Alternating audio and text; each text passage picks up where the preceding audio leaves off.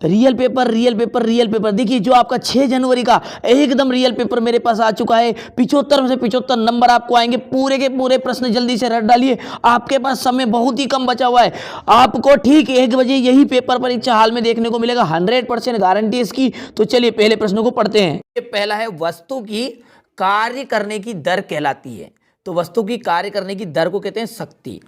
Nucleon कहलाते हैं। तो न्यूक्लियन में होता है प्रोटॉन और न्यूट्रॉन, ठीक है, यानी कि एक और दोनों, यहां पर इसका एकदम राइट रहेगा।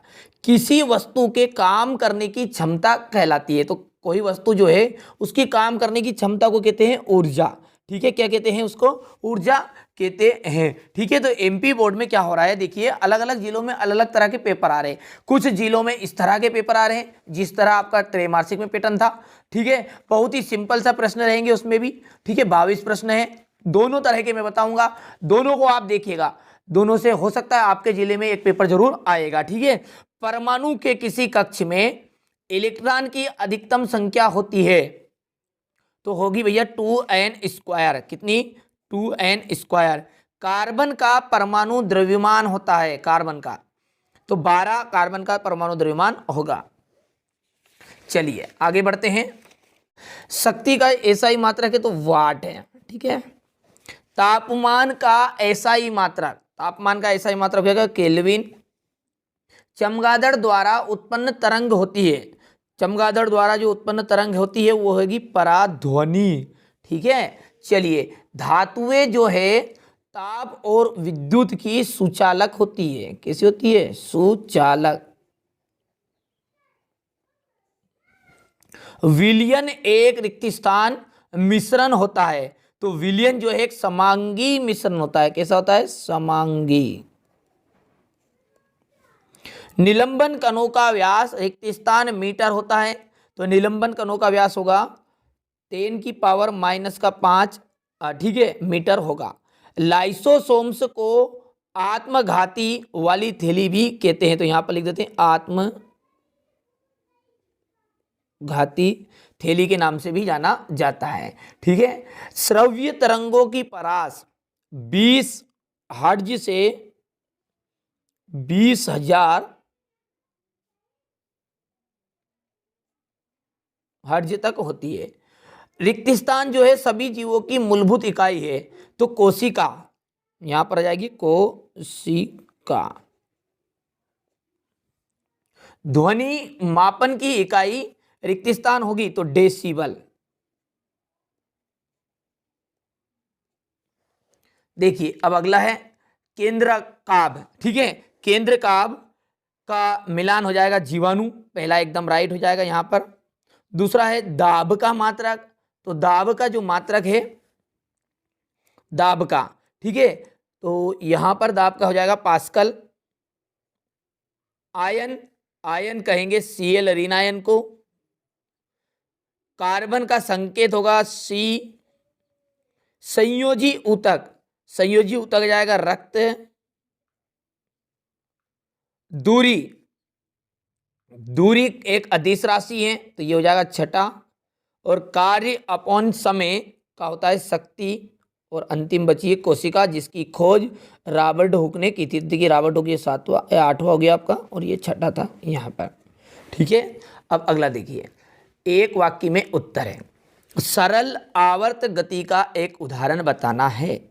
तो घड़ी की जो पेंडुलम की गति है, यहाँ पर जाएगा घड़ी की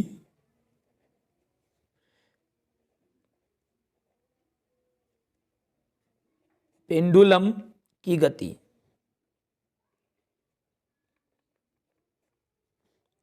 कृषि उत्पादन में अपार वृद्धि को क्या कहते हैं। तो कृषि की जो उत्पादन में अपार वृद्धि है उसे कहते हैं हरित क्रांति। क्या कहते हैं, हरित क्रांति। पशुधन प्रबंधन को क्या कहेंगे। तो पशुधन प्रबंधन को कहेंगे पशुपालन। दुग्ध उत्पादन में अपार वृद्धि को क्या कहते हैं, दुग्ध उत्पादन में, जो दुग्ध उत्पादन में अपार वृद्धि होगी उसे कहते हैं श्वेत क्रांति के नाम से जाना जाता है। हृदय की पेशियां हमारी किस प्रकार की पेशियां है, तो अनैच्छिक पेशियां हैं।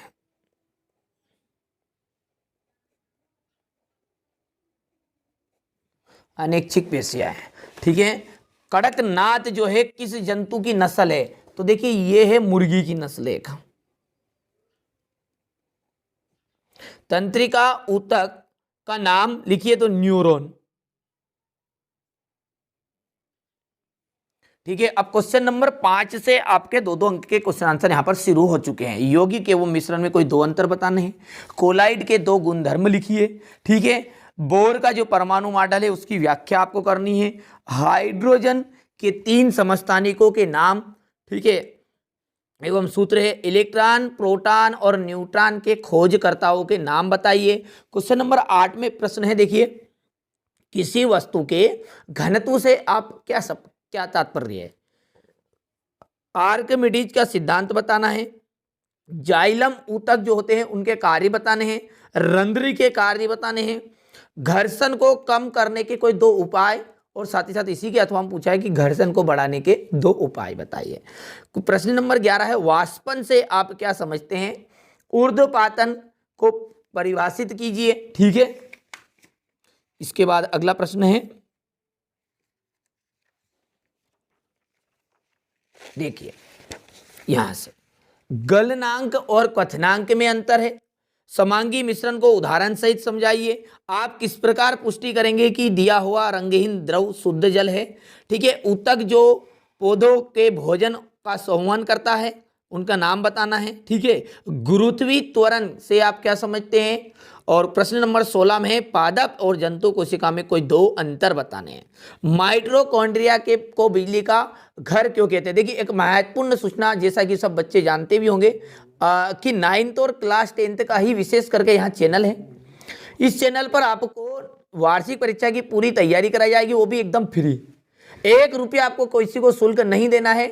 नोट्स भी एकदम फ्री आपको उपलब्ध कराए जाएंगे। साथ ही साथ वार्षिक पेपर, देखिए जिले वार के हिसाब से वार्षिक पेपर नहीं आएंगे, पूरे ऑल एमपी में एक तरह के पेपर आते हैं वार्षिक। तो वार्षिक पेपर भी एकदम रियल पेपर आपको मिलेंगे। ये तो यहाँ पर अलग अलग तरह के जिले में, तो किसी जिले का पेपर फंसता है, किसी जिले में नहीं आता है। ठीक है।